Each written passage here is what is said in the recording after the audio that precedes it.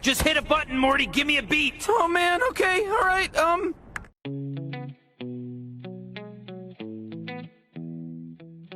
Manchester United 5, Bournemouth 2, how Solskjaer's fluid front three won the game for United. In this video I will first be analysing the game before at the end I analyse Mason Greenwood in particular, looking at his expected goals metrics as well as analysing his best position in this United system going forward. So going into the game, Solskjaer lined up his side in his usual 4-2-3-1 shape with De Gea in goal, Wan-Bissaka and Shaw the fullbacks, Maguire and Lindelof at centre back, a midfield double pivot of Pogba and Maddison with Bruno Fernandes in front of them, Greenwood playing from the right of the attack and Rashford playing from the left with Martial up front. Eddie Howe used a 4-4-2 shape with Ramsdale in goal, Ake and Lloyd Kelly the centre-backs, Adam Smith and Diego Rico the full-backs with Jefferson Lerma and Lewis Cook playing as a midfield double pivot, with Stanislas on the left of the midfield, David Brooks on the right and Solanke and Joshua King playing in the front too. Before I get into the analysis, remember to subscribe to the channel and click the bell, and after this video check out some of my other tactical analysis and Manchester United videos which will all be linked in the description below. From the start of the game it seemed like Bournemouth were content to allow United centre backs to have the ball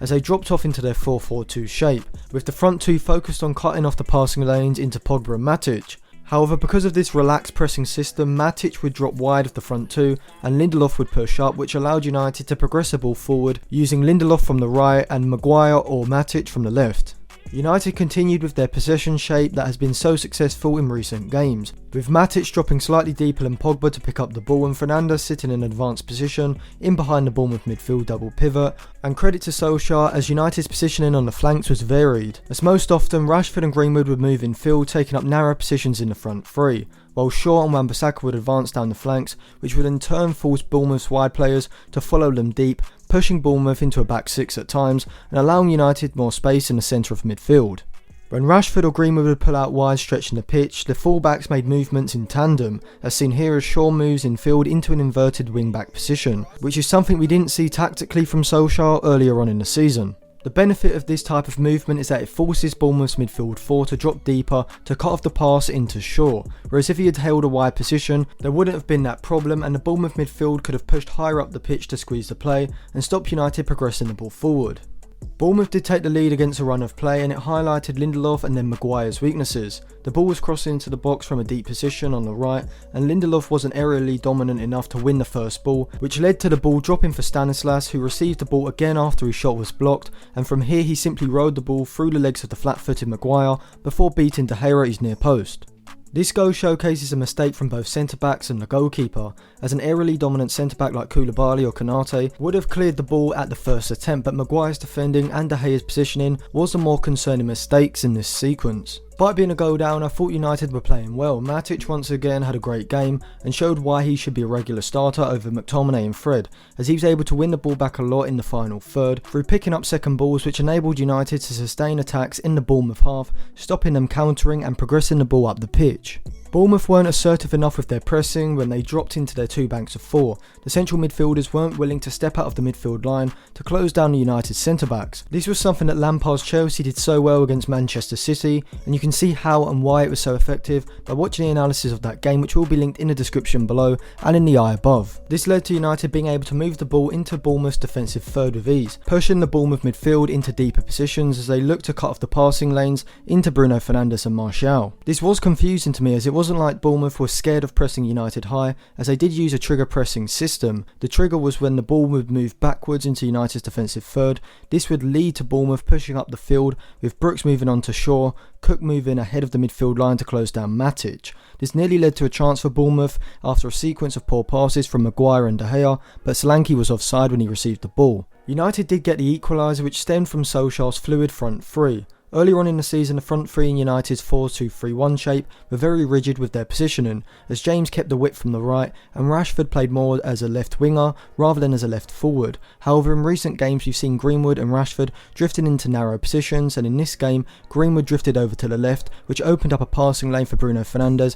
to play a pass into, and the 18-year-old's first touch and strike into the top corner was nothing short of top class. I will be coming on to analysing Greenwood later on in the video, so keep watching for that. However, despite United dominating the play, Bournemouth did look threatening themselves. They looked to progress their attack by playing long passes over the top of United's back line into the channels for Solanke and King to run onto in order to allow them to isolate Lindelof and Maguire in one-on-ones down the channels. Lindelof, despite being sometimes positionally poor, is a very good one-on-one defender, as seen as he's only been dribbled past 0.1 times per 90 minutes this season, the least of any centre-back in the league, showing how good he is in these situations. Rashford gave United the lead from the penalty spot, but it was the third United goal which showcased the fluidity of the front three to its full effect, as Martial pulled out onto the left into an inside forward position where he was able to pick up the ball and curl the ball into the top corner, reminiscent of Nani back in 2008. I may do a video looking at how United's current front three shapes up against the other front threes in the league, so if you'd like to see that video, make sure you subscribe to the channel and give this video a like. The second half started shambolically as United conceded a penalty after a series of poor passes led to Bailly's handball, and Bournemouth nearly made it 3-3, but Danjuma's poke into the far corner was ruled out for offside. This opening 5 minutes showed United's weaknesses defensively and emphasised the lack of concentration in the back line at times. However, United managed to regain their grip on the game, causing Bournemouth constant problems as Greenwood took up narrow positions in the half space, opening space out wide for Wan-Bissaka to move into down the right. Despite my criticisms of Wan-Bissaka's offensive ability in recent weeks, he put in a decent level of output in this game, almost getting an assist after a perfectly weighted low cross found Rashford, who put the ball into the net only for it to be ruled out for offside. Fernandes and Greenwood added goals for United, making it a comfortable win for Solskjaer's side, but the star of the show was Mason Greenwood. But how should United deploy Greenwood to get the best out of him? Well, there's no doubt that Greenwood's primary position is going to be as a centre forward, but I do believe he can function effectively as a wide forward in this system, playing the same role that Mane and Salah do for Liverpool, and this may even benefit him more than playing as a centre forward. This is because playing slightly wider, he's afforded more space to receive the ball and isolate his defender in a one-on-one around the box, from where he's exceptional at moving the ball quickly, shifting it from one foot to the other and creating a shooting opportunity, from where his Van Persie-like ability to drill the ball towards the near post or across the goalkeeper is shown. It's this variety in his shooting that makes him so hard to defend, and if United can get Greenwood at least one good shot in this sort of position each game, there's a high probability that he will score it, which is a world-class trait for any forward to have. For his first goal in this game, he had the awareness to hold his position on the left side of the box, so that when the pass was played out to him, he had space to take a touch before getting the shot away. Despite the shot being drilled with power, it's also a well-directed strike, as it's easy to blast the ball over the bar from this position, but Greenwood's striking technique makes it incredibly hard for the keeper to react in time and keep it out. With his second goal, Greenwood showcased his ability to keep the ball under control when around the box and under pressure. He doesn't rush into a shot or a pass, instead he knows where the space is and shifts the ball from foot to foot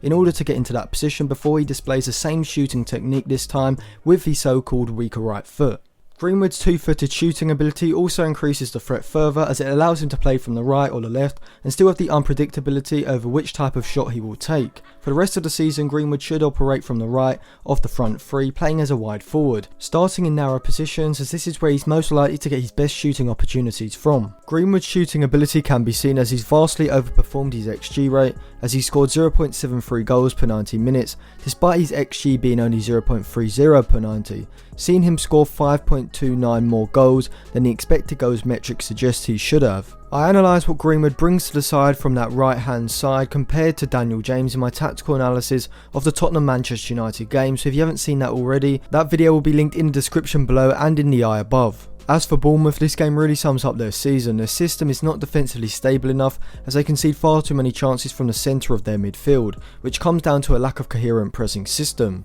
In this game, they conceded 2.63 expected goals, and throughout this season they ranked low in the table for expected goals for and against. They've never really looked defensively strong throughout Eddie Howe's tenure, but they always had end product in the final third to win enough games to stay ahead of the relegation battle. However, this season Ryan Fraser's creative output has dropped off significantly, and David Brooks has been injured for nearly the whole season, which has left them void of any creativity, which can be seen as they rank 17th in the league for XG, whilst their expected points puts them in 16th in the league, showing that they are rightly in a relegation battle. This suggests that Bournemouth haven't actually been much worse than they usually are, it's just they've been hit hard by a lack of form and injury from a few key players. And I would say that the quality from the teams at the bottom of the league has increased from previous seasons, which has seen Bournemouth stagnate, and they've been therefore dragged down into a relegation battle. So thank you for watching, and remember to subscribe to the channel and give this video a like if you enjoyed it, and check out some of my other videos on the end screen and linked in the description below. Supporters are holding their breath. Penalty! It's a penalty to Manchester United! How's your bottle? Oh, he smashed it in! What a penalty from Marcus Rashford! Manchester United with another glorious night in the Champions League. United heading through to the quarter-finals. Marcus Rashford, the coolest man in the place.